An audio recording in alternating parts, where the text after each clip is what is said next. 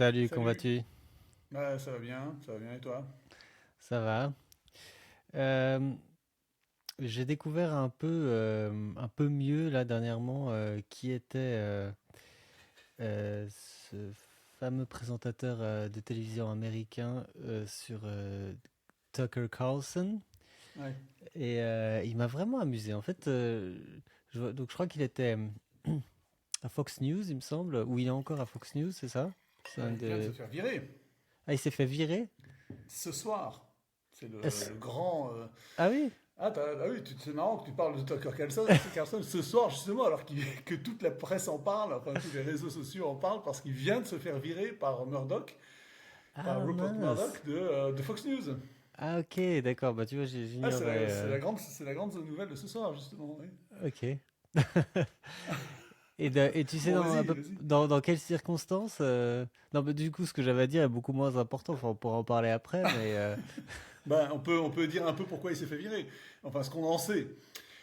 Euh, Fox News, donc cette chaîne de télévision américaine dite conservatrice, qui est possédée Oui, par le groupe de Rupert Murdoch, un Australien qui possède un immense groupe de presse à travers le monde, oui, télévision, radio, enfin voilà, un mania de la presse, a été, euh, a été enfin pas condamné, mais la semaine dernière a accepté un settlement, c'est-à-dire a accepté de payer une autre société qui les poursuivait pour éteindre les poursuites devant la justice américaine. Et cette société, mhm, c'est Dominion. ok, Dominion, c'est une boîte qui fournit des machines à voter, pour voter électroniquement.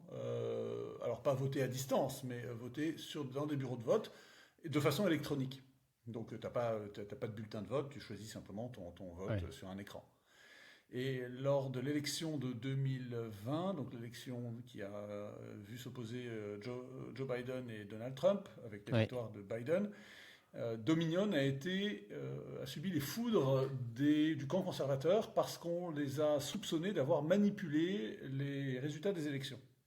Et Fox News, en particulier, avait mené les accusations, alors que Fox News, entendons-nous bien, Fox News n'a jamais remis en cause le résultat de la victoire de Biden, hein. Ils ah ont oui, très vite, dans la soirée, je me souviens, j'avais suivi ça, dans la soirée donc électorale de 2020, de novembre 2020, mhm, ils avaient très vite pris parti pour annoncer la victoire de Biden. Ils n'ont jamais contesté sérieusement, mais ils ont quand même mené pendant la soirée ou dans les jours qui ont suivi toute une campagne pour dénigrer Dominion, ce fournisseur de machines à voter. Et ok, donc Dominion, se sentant lésé, diffamé, a ouais, poursuivi Fox News et donc le groupe Murdoch devant des tribunaux. Et pour éviter les poursuites, enfin pour éviter une condamnation plus dure sans doute, et plus longue aussi, euh, Murdoch a décidé enfin le groupe Fox News, Murdoch, donc c'est pareil, a décidé de payer un peu plus de 700 millions de dollars d'indemnités incroyable. à Dominion. Donc Dominion est sorti vainqueur, son honneur lavé. Et à ce moment-là, en fait, il y a eu beaucoup de communications, je crois, de mails, de SMS, enfin, de conversations qui sont sorties. Alors ce soir, les complotistes disent que Carlson, donc, qui est un journaliste figure de proue des conservateurs aux États-Unis, il est très brillant, il est très drôle. J'ai vu là ce soir un de ses passages dans son émission des plus drôles où il explique que euh, il y a soudain, on a une vidéo de Michael Jackson à la télévision, et c'est vraiment Michael Jackson, 16 ans après ou 13 ans après sa mort. Regardez, c'est Michael Jackson qui parle, on ne sait pas d'où ça vient, etc. Et puis en fait, il met une vidéo de Nancy Pelosi, qui était la chef, donc présidente de la Chambre des représentants, donc la chef de la majorité, enfin, à l'époque, parce qu'ils ont été battus en 2022. Elle a perdu, donc les démocrates ont perdu la Chambre des représentants, et donc Nancy Pelosi, qui a plus de 80 ans, hein, vraiment un dinosaure, enfin une momie. Et Nancy Pelosi, comme elle a fait beaucoup de chirurgie esthétique, elle a effectivement des airs de Michael Jackson. Donc le passage est assez spirituel, assez rigolo. Et donc voilà, c'était ce genre de journalisme qu'il faisait, très provoquant, mais en même temps très, je pense, assez courageux, au sens où il abordait des sujets que personne n'abordait, pas toujours de façon très très convaincante, parce qu'il y a des tas de fois où il s'est planté, mais enfin, comme tous les journalistes, quoi, ils sont là pour faire Ouais. du cinéma, pour faire du cirque, hein, pour faire de l'audience. Bon, bref, Tucker Carlson était la star de Fox News, il apportait à Fox News une énorme audience, beaucoup de téléspectateurs. Et d'ailleurs, en fait, si je Et devais citer qu'une seule personne là-bas, je pense que ce serait lui, hein. Enfin, je trouve qu'il a réussi à imposer son nom, en fait, un peu à la ouais, manière il y de avait... Piers Morgan en Angleterre, enfin, Ouais, c'est à ça. l'époque où il était chez Mais sans CNN doute que aussi. comme Piers Morgan, en fait, il a une personnalité trop forte et qui déplaît, et puis finalement, il finit par faire des gaffes. Et alors, ce que j'ai lu dans la presse britannique, c'est que Robert Murdoch, donc au moment où toutes ces communications ont été publiées dans le cadre du procès, Rupert Murdoch a vu des communications, des écrits, des commentaires de Tucker Carlson qui lui ont fortement déplu parce qu'en fait, Tucker Carlson avait pris la grosse tête et commençait à Ok. parler de choses qui ne le regardaient pas du tout, la rentabilité du groupe, les dividendes, enfin voilà, des affaires financières dont un employé ne doit pas se soucier, quoi. C'est le domaine de l'actionnaire, c'est pas le domaine de l'employé. Et il semble que, suite à ce scandale, Murdoch ait décidé de virer les têtes. Mais Murdoch avait fait ça il y a quelques années avec un autre scandale qui avait touché un de ses titres, qui était News of the World. News of the World. News of the World, c'était un tabloïd britannique à scandale qui a été condamné et parce qu'il a disparu, quasiment disparu, qui a été très sévèrement condamné parce qu'en fait, ils avaient mis sur écoute des personnalités pour espionner leur conversation et puis ensuite Ok. faire publier, écrire des articles intéressants quoi, sur des choses que les gens ne disaient pas. Et suite au scandale de News of the World, aux condamnations, Murdoch avait également coupé des têtes parmi les journalistes du titre à l'époque, jugeant qu'ils étaient responsables. Alors, Tucker Carlson n'est pas responsable je pense, hein, parce que j'ai vu des problèmes avec Dominion, c'était d'autres Oui. journalistes. Mais toujours est-il qu'à cette occasion, il a tapé sur les nerfs de Murdoch, du patron, et Murdoch a décidé de s'en séparer. Ce qui est. Alors tout le monde dit en ce moment, enfin ce soir, sur Twitter, par exemple, les commentateurs disent mais c'est la pire chose qui puisse arriver à Fox News. Il faut savoir que les télévisions sont en train de mourir hein, un peu partout dans le monde. Hein. Il faut remettre ça dans le contexte. Hein. Je regardais l'autre jour l'audience de CNN. CNN, hein, c'est la grande chaîne d'information en continu qui a lancé le modèle d'ailleurs à partir des années 80, je crois, ouais, c'est ça, 70 ou 80. CNN aujourd'hui a la meilleure audience qu'elle fait, je crois que c'est moins de 400 000 téléspectateurs aux États-Unis. C'est bien. C'est-à-dire 400 000 téléspectateurs, c'est rien du tout. Hein. Il faut imaginer qu'un podcast, une émission de radio comme Joe Rogan, donc c'est le plus célèbre des podcasteurs, qui a des invités, en fait c'est une sorte de journaliste, hein, c'est un travail de journaliste qui fait, en tout cas d'intervieweur, il interroge les gens, il Ouais. reçoit des personnalités, il les interroge. Et ben, Joe Rogan, chaque jour, il fait entre 2 et 3 millions de vues. Donc il a une audience qui est, l'audience c'est un anglicisme, enfin je ne sais plus comment ce qu'on dit en français, enfin en tout cas un audimat, Audimat. bon, bref, ouais, de 10 fois supérieur à celui de CNN. Et donc dans ce contexte, pour une chaîne comme Fox News, de se débarrasser de son journaliste le plus célèbre, le plus emblématique, c'est un risque important. En tout cas, bon, Murdoch est très âgé, hein, il a 92 ans aujourd'hui. Hein. Ouais. Il est mais bon, il n'y a pas de raison de penser qu'il a plus sa tête. Hein. Mais en tout cas, il a pris cette décision au risque, en tout cas, c'est les commentateurs soulignent ce risque de saper l'audimat de Fox News, qui reste une des rares de chaînes de télé américaines qui soit très suivie. Et donc, en fait, que va faire Carlson? Carlson, il peut très bien, il va évidemment créer sa propre, soit être recruté sur une autre chaîne, soit créer sa propre émission, un peu comme Piers Morgan a fait. Piers Morgan, il a son, Piers Morgan, Piers Morgan Uncensored, je crois que c'est son nom, donc Oui. non censuré. C'est son émission. Est-ce que c'est pas sur GB News, enfin GB News, cette nouvelle chaîne de télé conservatrice britannique? Je Je sais sais plus. Bon, pas, bref, parce qu'en fait, moi, je le vois en sur gros, il a les mains YouTube. libres. Oui. Il a une émission main libre, personne ne l'emmerde. Il fait ce qu'il veut d'ailleurs. Et, Mais tu et penses, parce qu'on en avait parlé il y a quelque temps, hein, du fait que c'était pas si facile de prendre un modèle de télévision, enfin d'une émission de télévision, et de la passer sur Internet, sur YouTube. Alors, on pourrait dire que Piers Morgan, il est pas vraiment, même s'il publie sur YouTube, en réalité, peut-être qu'il est payé, enfin, comme salarié par JP News. Enfin, je sais pas quel est le modèle, mais admettons que Tucker Carlson demain se lance sur YouTube uniquement, ce serait pas si facile que ça pour lui d'atteindre la rentabilité. Rapport à la conversation qu'on avait eue justement parce que bah, lui il est pas en fait c'est pas un one man band, enfin, il pourrait pas tout faire lui-même, filmer, mettre en ligne, etc. Ils sont habitués à faire un travail très précis, ces gens de la télévision. Donc je serais intrigué de voir comment est-ce qu'il va oui, s'en sortir, hein. oui, ça peut être intéressant de voir, mais comme c'est une personnalité, on a même parlé de lui comme candidat possible aux présidentielles américaines, hein.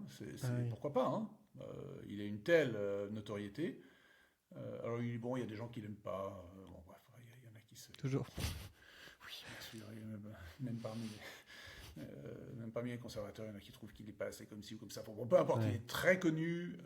Bon, cela dit, pour avoir un destin à la Zemmour, hein, c'est un ouais, journaliste très connu qui se lance en politique et qui se crame, quoi.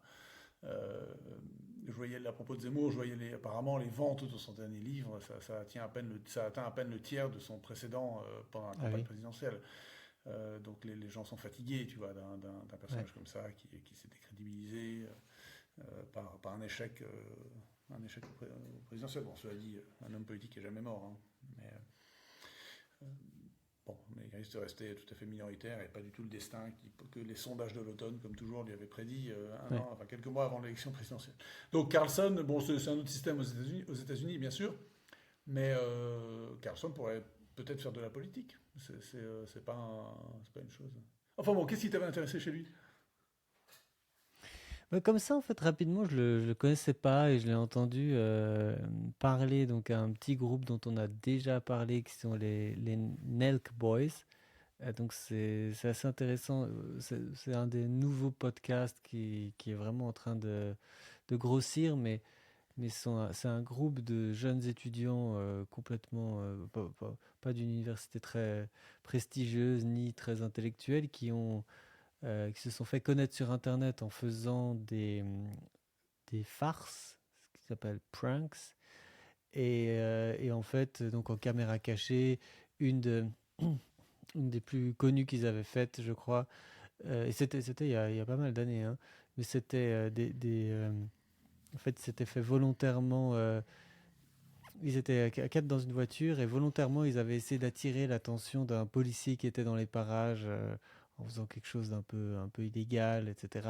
Mais pas complètement. Et donc le policier arrive, s'approche, et puis tout le monde dans la voiture a un air sombre.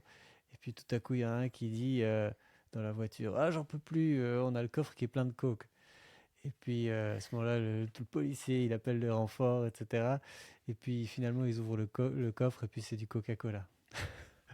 Et donc, euh, c'est, ces jeunes, en fait, ils ont décidé ils se sont énormément diversifiés. Et notamment, ils ont lancé, comme beaucoup de YouTubers pour monétiser, une boisson. Et alors, ils ont lancé un truc que j'ai pas encore vu arriver en France, mais qui va certainement arriver, qui s'appelle Hard Seltzer. Tu vois, cette catégorie de boisson, c'est de...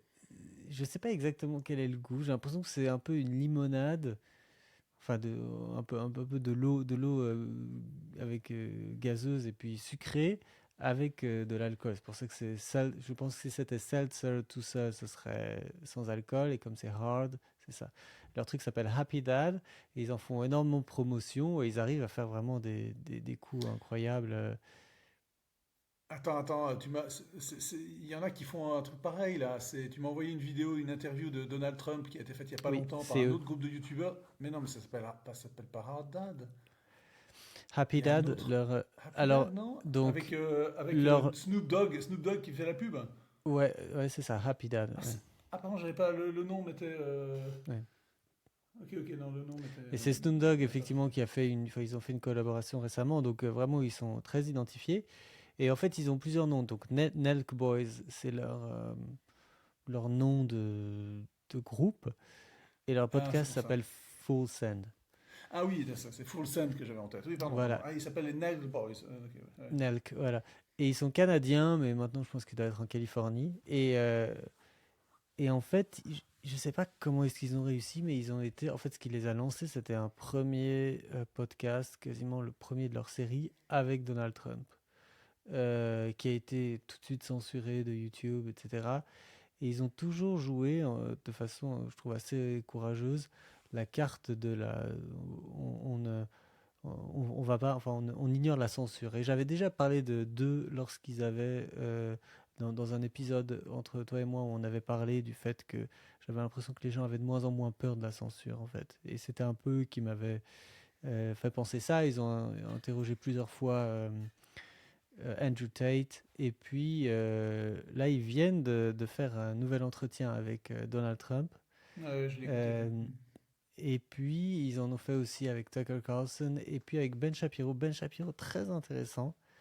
Ouais. Parce qu'en fait, Ben Shapiro raconte ce que j'avais jamais entendu, son histoire à lui, en fait. Comment est-ce qu'il s'est lancé. Bah, explique un Qui... peu qui est Ben Shapiro, dis-moi. Ouais, et donc, Ben Shapiro, c'est un commentateur politique conservateur qui a lancé, qui s'est fait connaître en faisant des interventions dans des euh, enfin, il s'est fait connaître parce qu'en fait, il parle très vite et il est très fort en argumentation.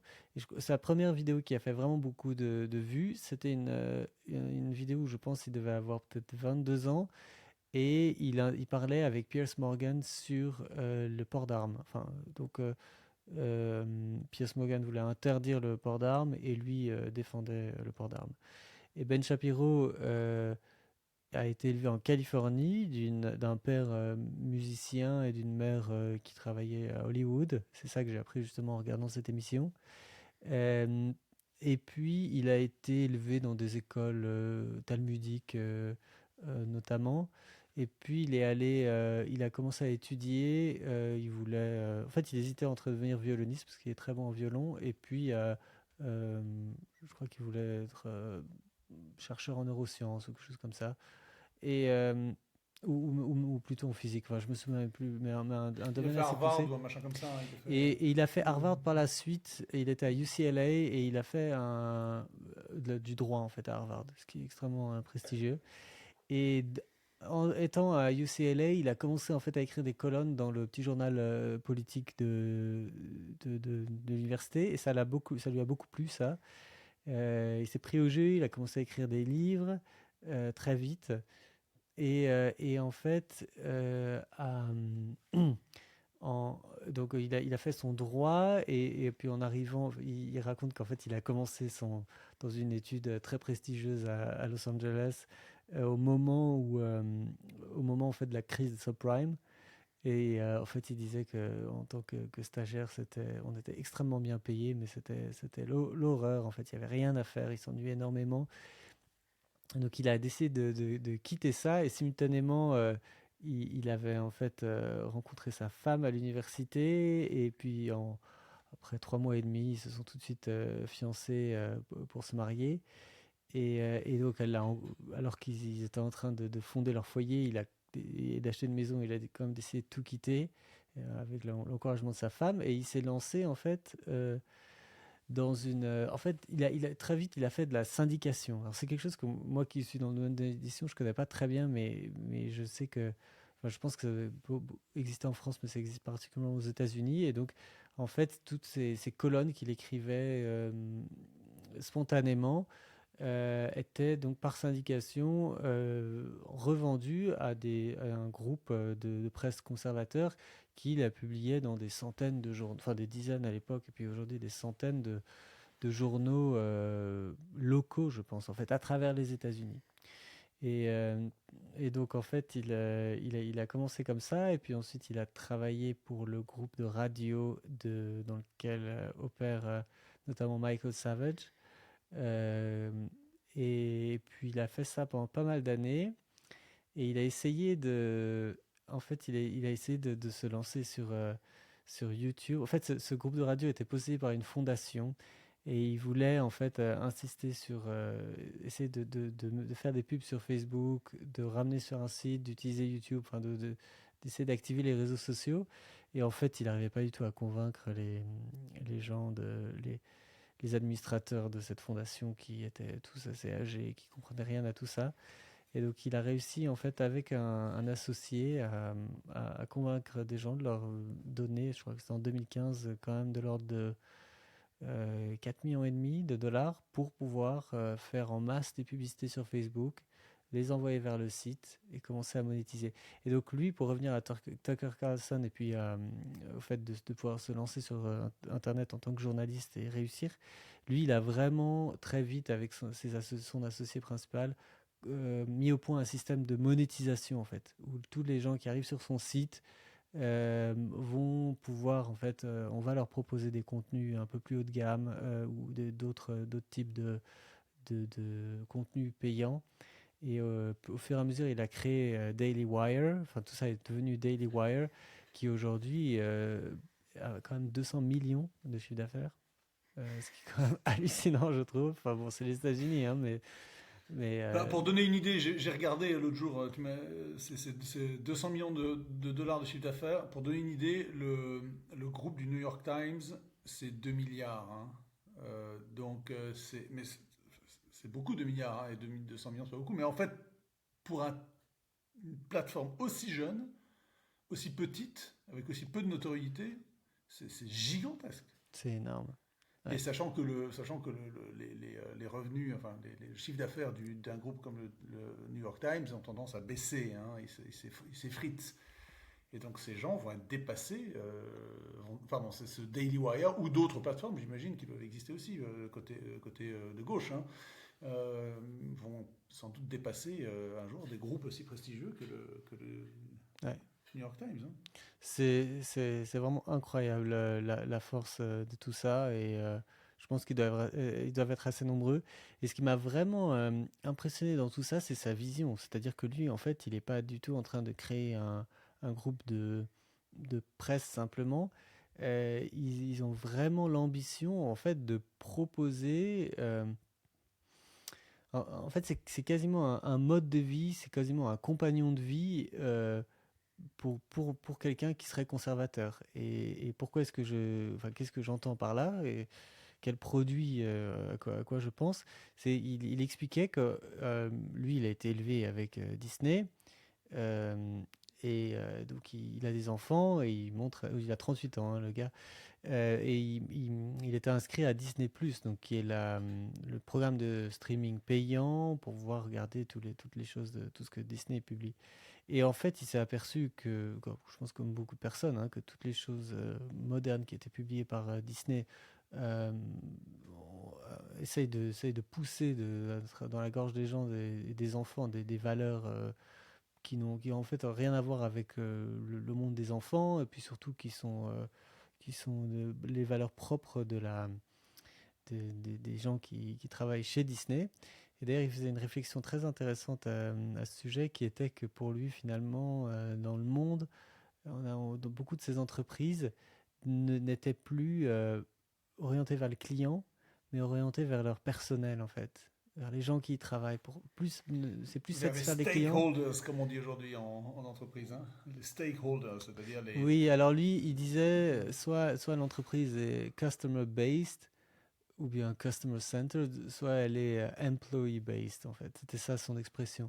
Mais que sur la culture d'entreprise, c'était assez intéressant. Et d'ailleurs, je ne le savais pas, mais, euh, mais Disney a des résultats qui sont pas très bons dernièrement.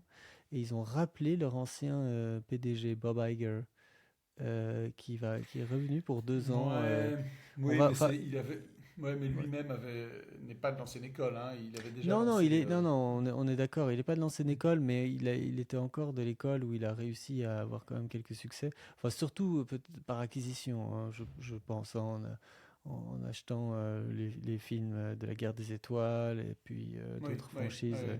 Enfin bon.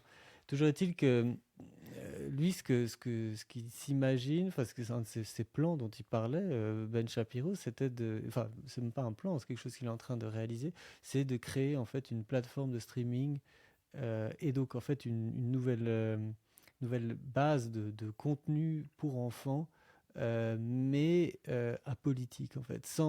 Donc c'est pas, il disait bien que son objectif n'était pas d'être particulièrement conservateur dans ses contenus, mais simplement retirer toutes les identity politics, donc tout ce qui est lié euh, au racisme, à l'inclusivité, etc. Parce que de toute façon, c'est quelque chose de. D'ailleurs, c'est un sujet dont il faut vraiment qu'on parle un jour, hein, le fait que habituellement les films qui véhiculent des valeurs de gauche ne fonctionnent pas très bien, ne font pas beaucoup d'entrées en fait, hein.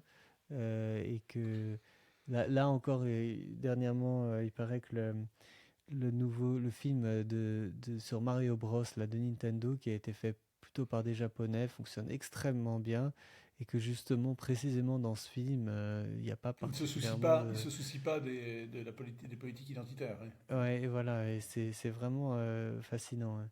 Et donc, Comme Top Gun, hein, Top Gun Maverick, top, hein, l'année ouais, dernière, qui a fait exploser et qui ne contient pas du tout, enfin qui ne s'intéresse absolument pas à ça, qui raconte juste l'histoire classique, une histoire comme on aime bien, voilà, ouais. et les spectateurs ne s'y trompent pas.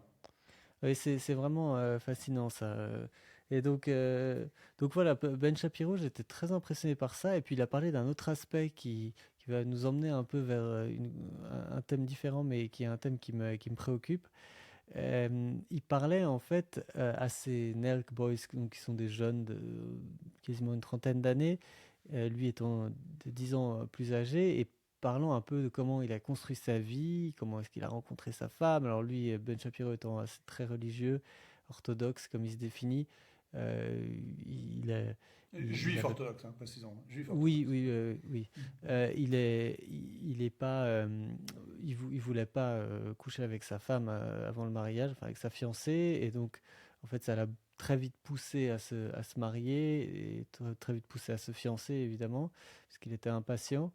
Et et puis évidemment, bon, il n'a pas énormément d'enfants aujourd'hui, il en a trois, je crois que sa femme est enceinte, d'après ce qu'il disait.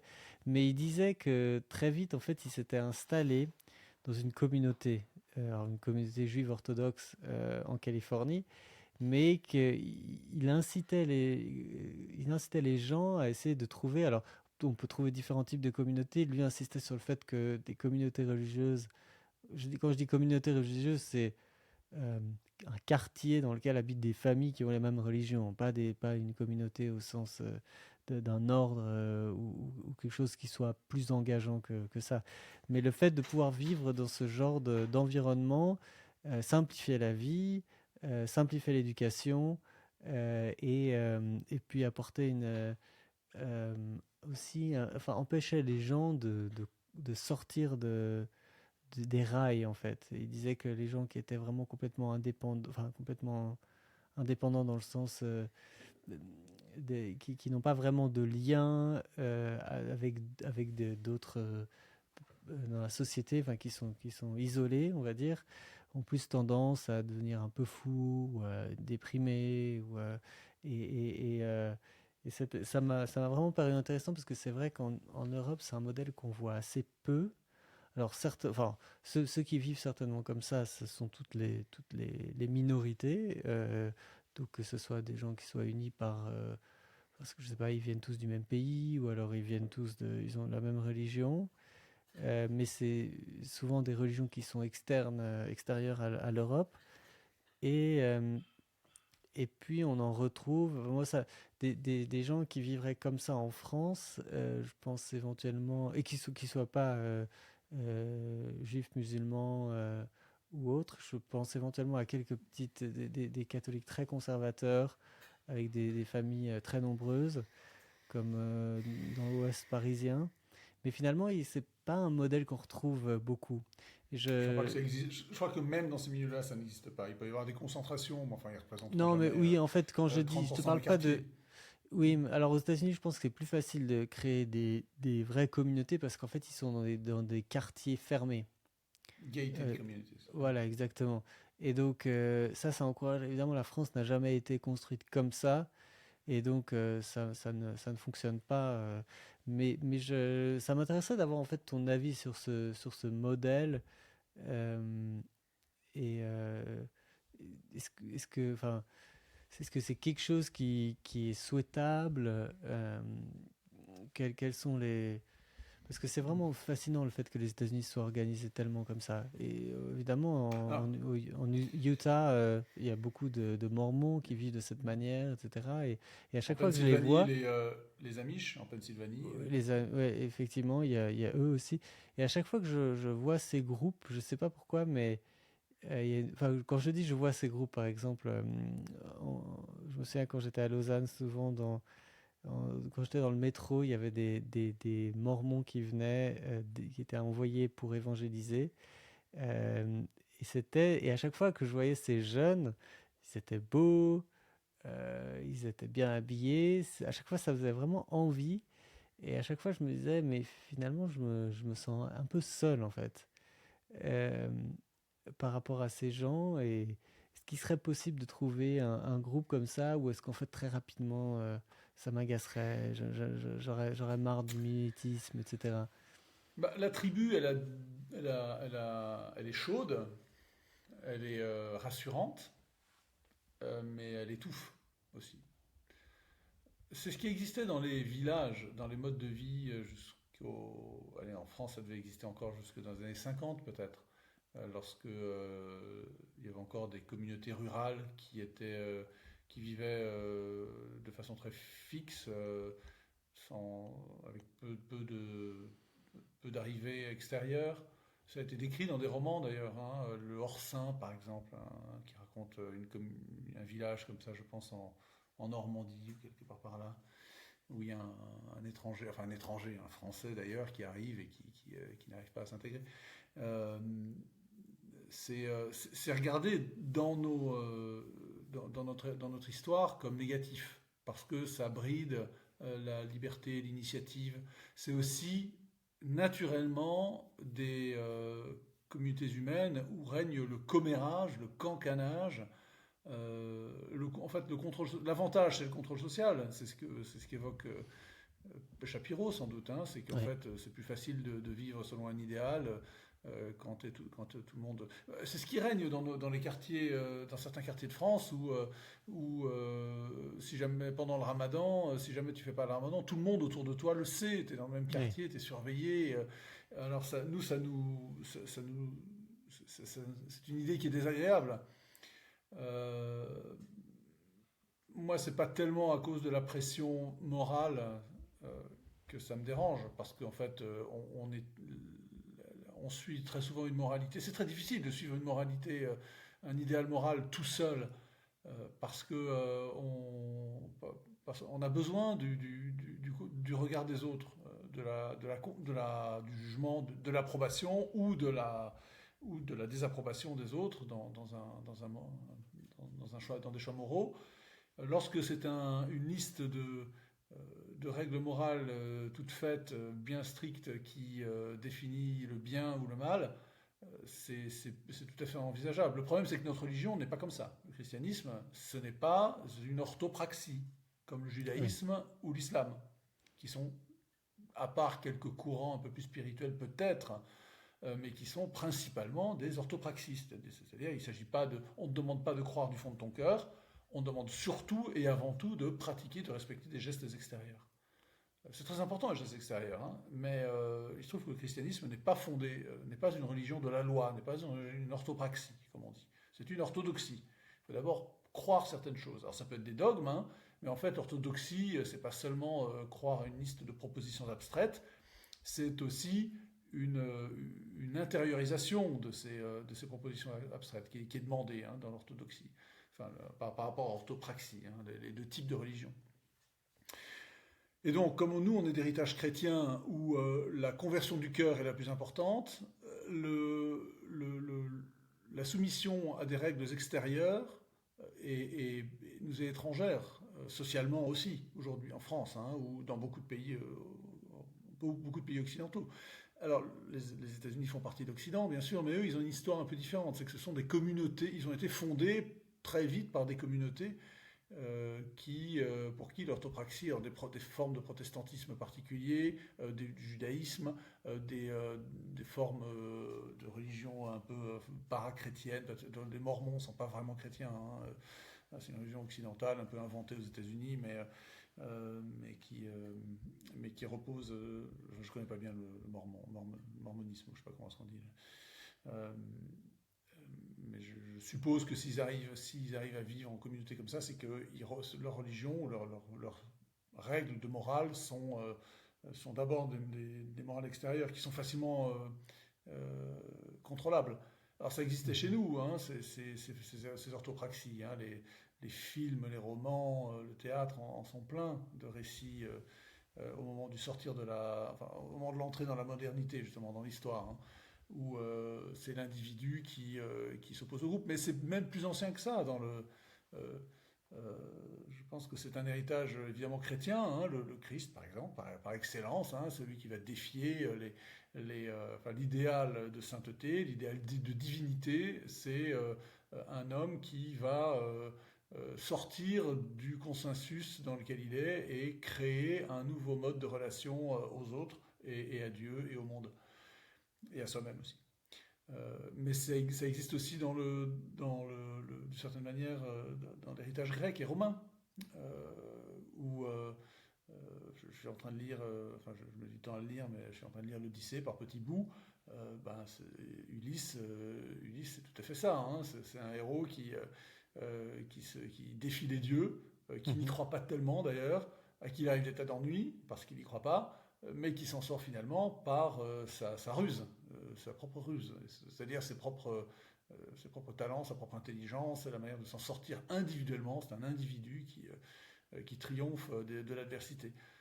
Et donc cet idéal de vertu, de sainteté, on peut dire, euh, est propre à l'Occident chrétien, d'origine avec le judaïsme revu et corrigé par le christianisme, par le Christ. Donc c'est-à-dire pas le judaïsme pharisaïque comme le judaïsme qui existe aujourd'hui. Euh, et puis par l'héritage grec et romain aussi. J'ai un peu plus de mal à trouver ça chez les Romains, enfin bon, en tout cas c'est passé par les Grecs, quoi. Voilà, donc tout ça pour dire que c'est cet idéal de communauté où, bien chaude, où on se soutient tous comme ça, je crois que c'est assez étranger à notre manière de vivre. Il y a les communautés monastiques hein, qui existent, c'est-à-dire Oui. le fait de quitter, de vivre en petite communauté, mais dans ce cas-là, il y a pas d'enfants. Il ne s'agit pas de créer des nouvelles cellules familiales, parce que c'est de la cellule familiale que naît la diversité, et puis également les, les oppositions, hein, les différences, les différents choix qui peuvent exister, les différents modèles de vie qui sont créés à l'intérieur de la famille. Et puis, il y a on le fait à l'âge adulte aussi, on rentre dans un mode à l'âge adulte, donc on n'est pas inclus dès la naissance dans un modèle, dans une communauté de ce genre-là. Donc c'est fait, c'est un choix. Euh, c'est un choix d'un genre différent que la communauté organique qu'évoque Ben Shapiro, je crois, où vivent des familles ensemble. C'est organique, en fait. Oui. Tu vois, le monachisme, c'est pas organique. Le monachisme, c'est une rupture par rapport au reste du monde, pas dans le but de créer une société parallèle, puisqu'on ne fait pas d'enfants. On ne cherche pas à la procréer de cette manière-là, à la continuer par la procréation. Euh, et donc, je ne pense pas que ce soit un type de.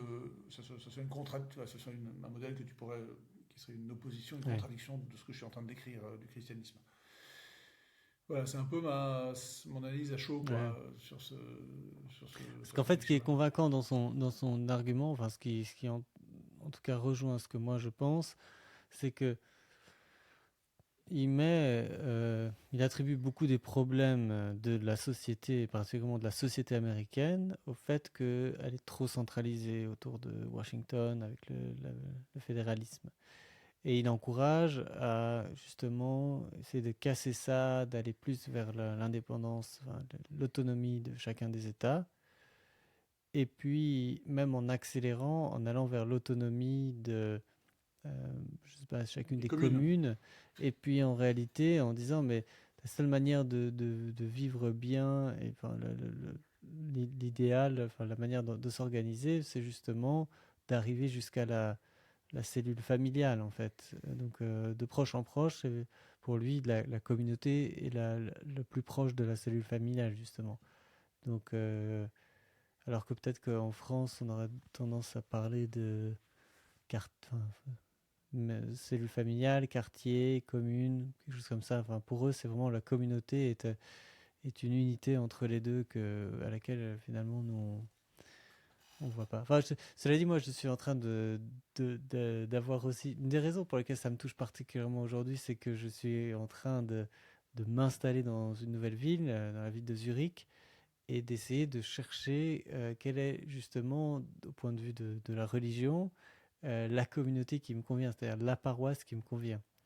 Et donc en fait, j'ai pas mal de choix en ce qui me concerne, puisque ayant habité en Angleterre, je suis facilement la messe en anglais, je connais le texte, et donc je pourrais aller à la messe anglaise, je pourrais aller à la messe en allemand, ou je peux aller à la messe en français, la messe en polonais. Et en fait, je suis en train de faire un peu un comparatif de tout ça, de voir laquelle des communautés me convient le mieux. Mais j'ai remarqué qu'ultimement, je suis jamais très intégré en fait dans ces paroisses. Enfin, pour moi, je sais que ça serait possible, hein.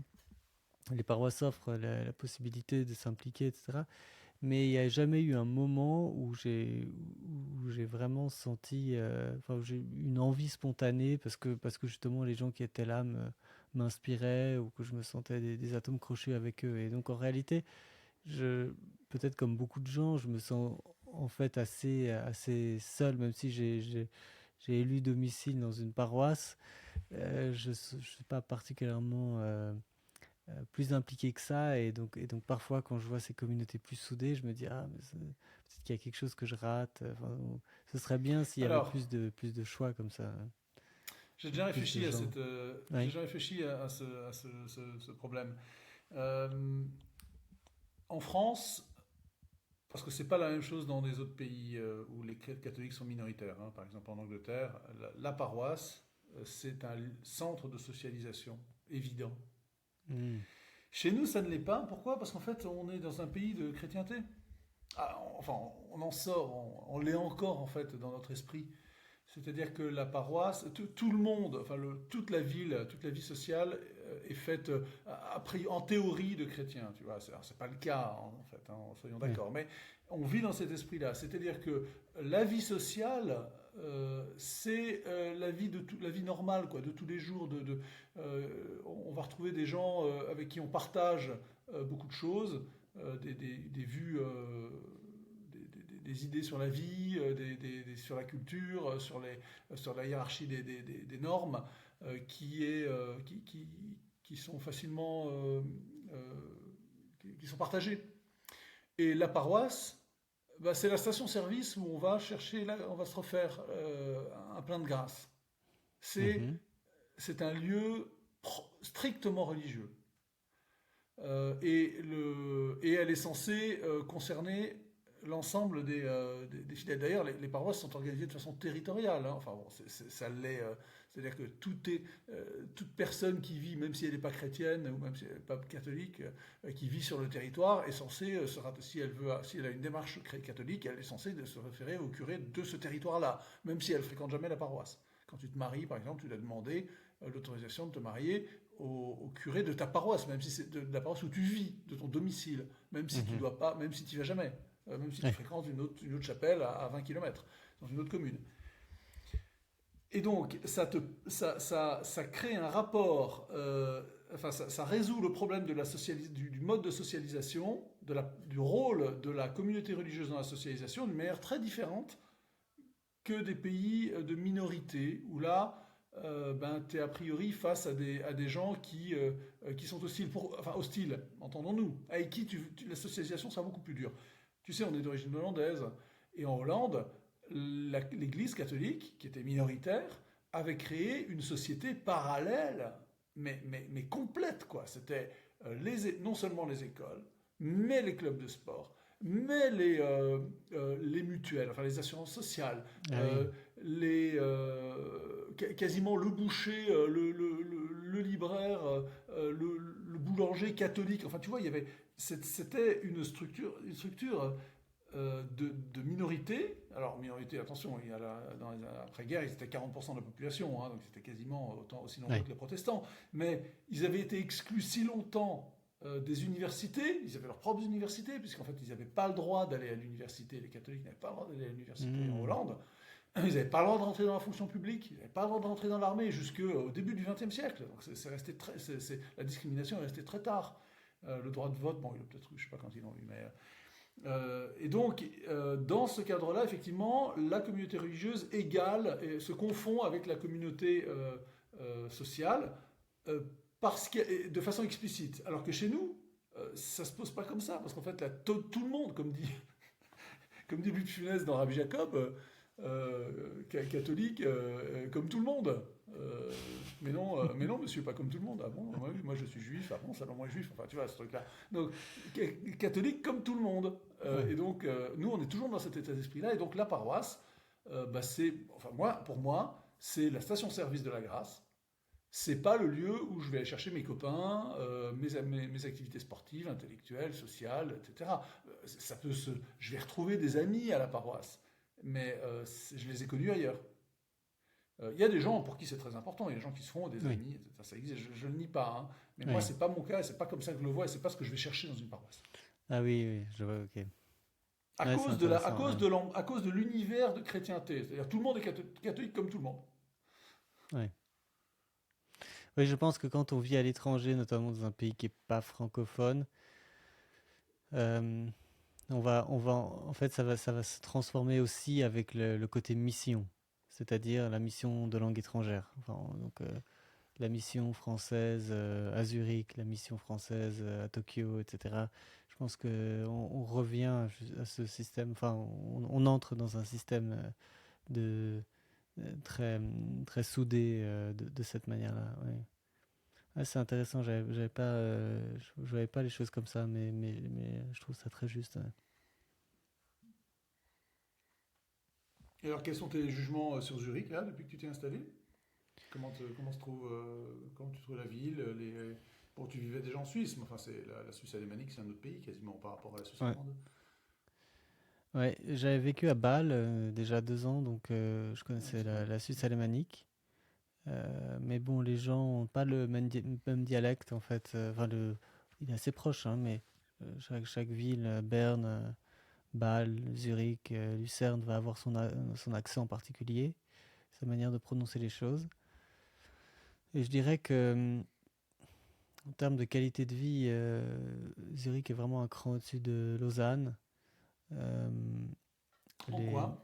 Ah, la qualité de sois l'habitat, par spécifique. exemple, est vraiment meilleure. L'équipement des appartements, de façon générale, euh, c'est quand même sensiblement mieux organisé. Alors, peut-être aussi parce qu'il y a plus d'espace.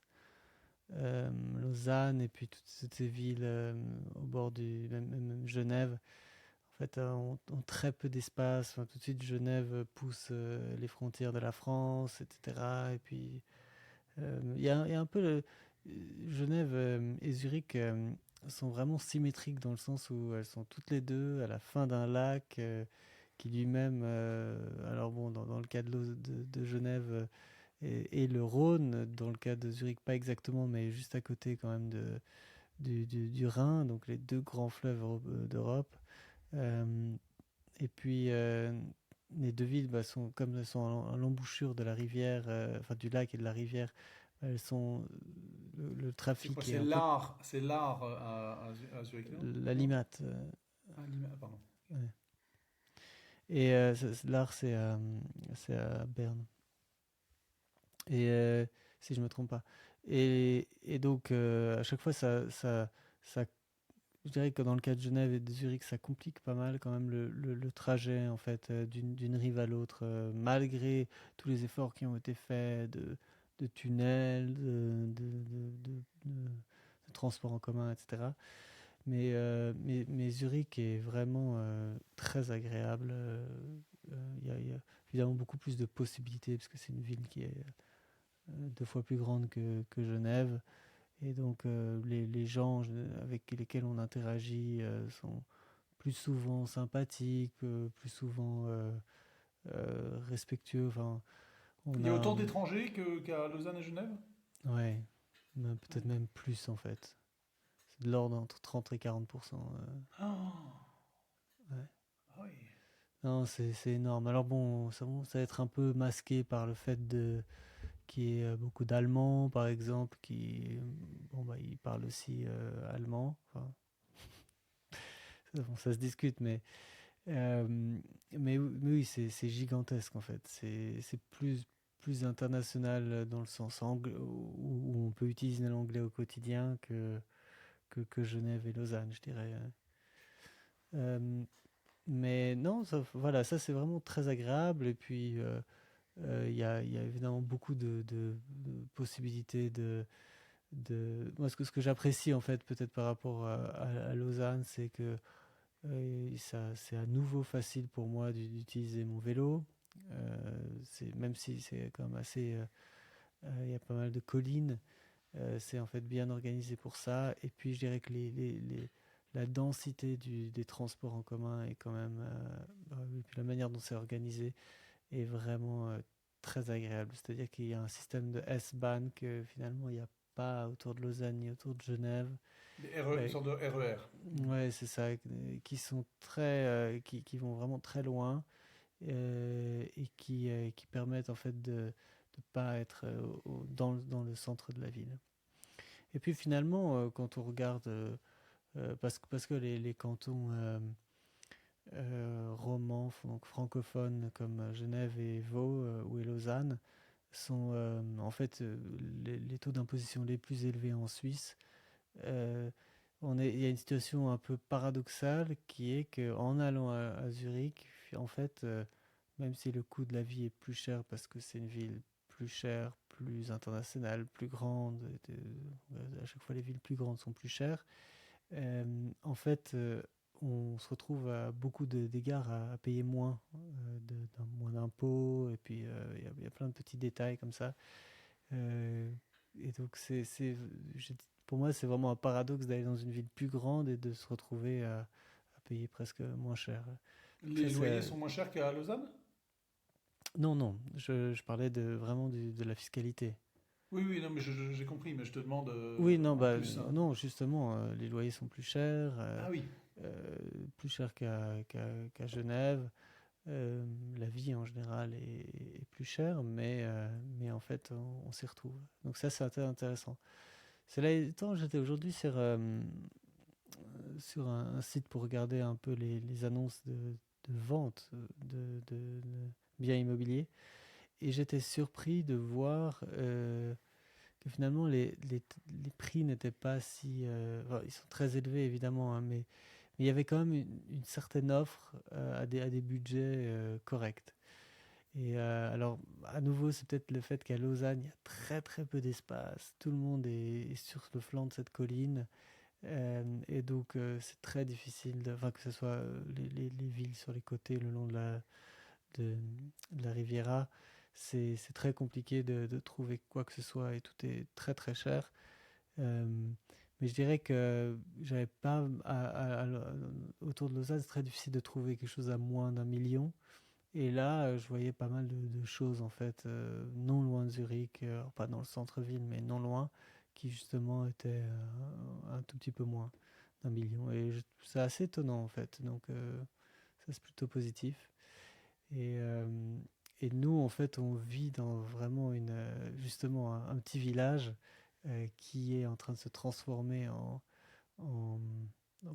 peut-être pas en dortoir, parce que maintenant, comme les gens ont envie de dortoir, parce qu'avec le télétravail, finalement, les gens sont beaucoup chez eux hein, aujourd'hui, et donc ça redynamise un peu. Mais, euh, mais on est à un quart d'heure en train du centre. Et en fait, et puis un quart d'heure, 20 minutes en voiture, pareil. Et en réalité, on est vraiment à la campagne avec des fermes, hein, on peut acheter des œufs, des, il y a un fabricant un vendeur un paysan qui élève des vaches de race Highlander juste à côté de chez nous. Et donc on peut aller entrer spontanément dans le petit magasin et puis acheter ça. C'est délicieux. Et puis voilà, il y a beaucoup de... C'est c'est vraiment très très agréable de ce point de vue-là. J'ai hâte de voir un peu comment va être organisée la vie. Alors c'est une vie qui est très familiale. Euh, et donc j'ai hâte de voir comment ça va être organisé. Mais c'est marrant. Et quand je parlais de la qualité de la construction, par exemple, l'appartement dans lequel on est, qui est tout neuf, ils ont aujourd'hui, ils ont construit, donc même à la campagne, ce qu'on appelle une smart home. Et donc on a une espèce de serveur à côté en dessous de notre tableau électrique qui dirige absolument tout, les lampes, les volets, le chauffage, et puis on a une tablette dans l'entrée. Et c'est l'horreur en fait, parce que c'est un système intelligent avec des interrupteurs en fait trop compliqués, et puis les lumières s'allument et s'éteignent de façon enfin, sans qu'on comprenne pourquoi. Et puis il y a des histoires de mode nuit, on a des détecteurs de présence dans la maison pour que les lumières s'allument quand on entre dans certaines pièces. Et donc la nuit, il faut s'organiser pour que justement les lumières ne s'allument pas, parce qu'on n'a pas non plus envie de réveiller toute la maison. Et tout ça, et en fait on est à ce point où ça va peut-être être bien d'avoir une maison intelligente dans 10 ans, dans 20 ans. Mais aujourd'hui, en fait, on est victime de la technologie. Et on a des voisins qui sont à la retraite, en fait, qui sont venus là pour s'installer plus près de leurs enfants. Et, euh, et alors déjà, pour nous, les trentenaires, c'est très difficile de maîtriser le système. Mais alors pour eux, ils sont complètement perdus. Et, euh, et donc voilà, quoi, toute la nuit, toutes les heures, il y a la lumière dans leur chambre qui s'allume, ils ne savent pas pourquoi. C'est le C'est le film de Jacques cauchemar. Tati. C'est le film de Jacques Tati. C'est mon oncle. Exactement, c'est mon oncle. Et donc à la fois c'est incroyablement conçu, perfectionné à tous les égards. Et en fait, invivable. Là par exemple, alors puis oui, et puis c'est aussi comme que je disais qu'on est à la croisée des chemins, parce que en fait tous les systèmes sont intelligents, mais ils sont pas tous encore connectés. Donc pour nous, il se trouve que on a certaines fenêtres, enfin certains volets roulants qui sont connectés au système, mais on a aussi des Velux qui sont pas connectés. Alors on a une télécommande pour ouvrir les Velux, une télécommande pour C'est fermer le évidemment pas du volet. Velux, hein, parce qu'on est en Suisse, hein, c'est ça? C'est Si notre si, marque, c'est du non? Velux. Non Ah, non, c'est c'est du Velux. Velux. Ah, ok, pardon. Ok, pardon, pardon. Et mais mais c'est un Velux hyper intelligent où en fait, comme l'ouverture est automatique, s'il pleut la nuit ou s'il Il se pleut, ferme. le truc se ferme. Et donc en fait, quand on arrive et que, par exemple, on essaie de l'ouvrir alors qu'il pleut, on pense qu'il est cassé, et puis, mais en fait, non, c'est normal, il va pas s'ouvrir. Et il y a plein de trucs qui sont en fait incroyablement perfectionnés. Mais un autre détail, mais ça, je pense qu'on commence à le voir peut-être aussi en France dans les logements très très luxueux, c'est qu'en fait, on, on se débarrasse des micro-ondes. Il n'y a plus de place qui est prévue dans les cuisines pour les micro-ondes. Maintenant, c'est le four à vapeur qui est censé remplacer. Alors, personne ne sait comment, enfin, en quoi ce sont des équivalents, mais ça a été décrété ainsi. Et donc, voilà, il y a aussi tout un tas de détails qui sont. Enfin, on se sent poussé vers un mode de vie auquel on n'est peut-être pas habitué. Et donc, c'est. C'est particulier aussi ça. Mais certainement il doit y avoir une très très bonne raison. Et puis enfin, ça c'est un peu l'attitude du conservateur que je suis, qui est plutôt que de dire ouais, mais enlevez-moi ça, c'est bon, je vais essayer de comprendre pourquoi est-ce que des gens qui ont certainement réfléchi à comment construire une maison bien se sont dit non, mais en fait vous n'avez pas besoin de micro-ondes, on va vous mettre un four vapeur, ça aide beaucoup, ça aide mieux à plein d'égards. Donc je te tiendrai au courant de mes explorations de ce point de vue-là.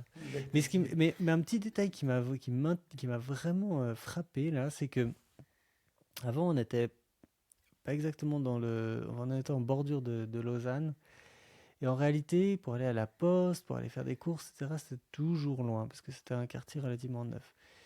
Et maintenant, avec ce système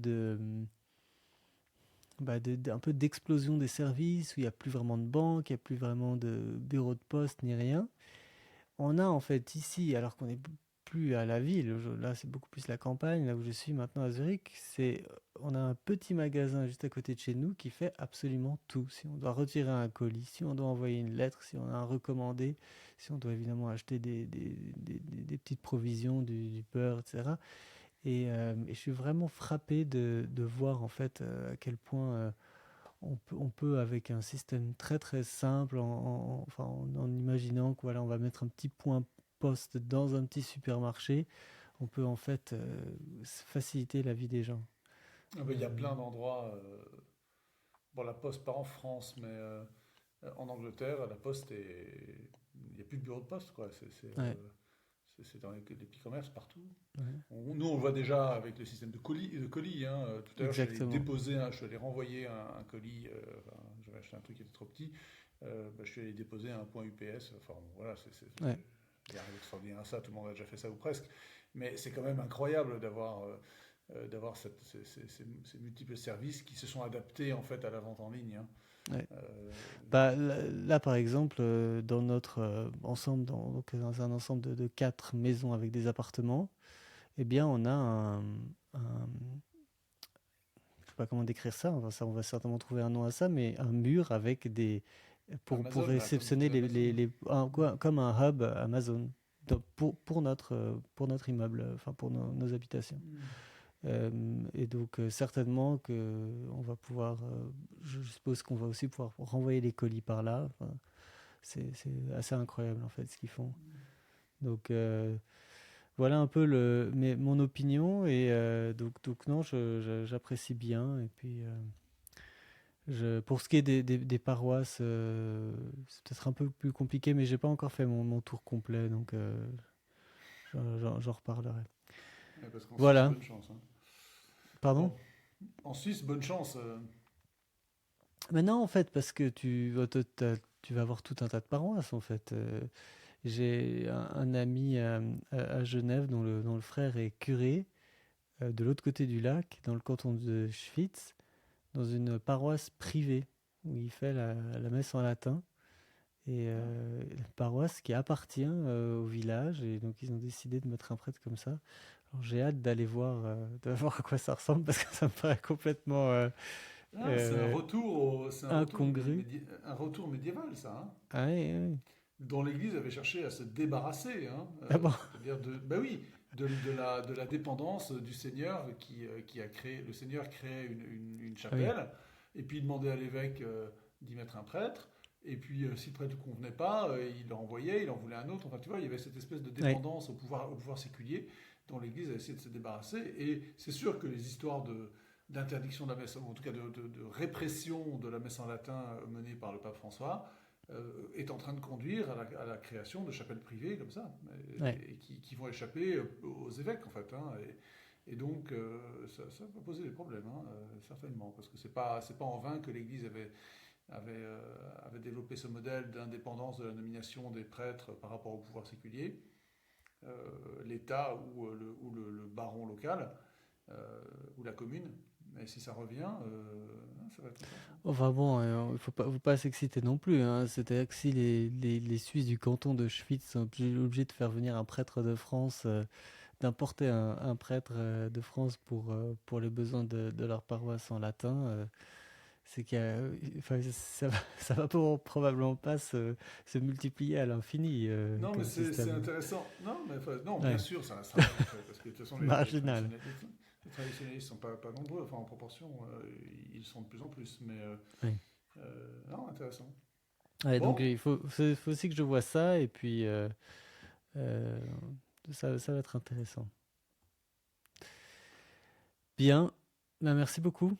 mais je t'en prie, passe une bonne soirée. Pareil. Salut.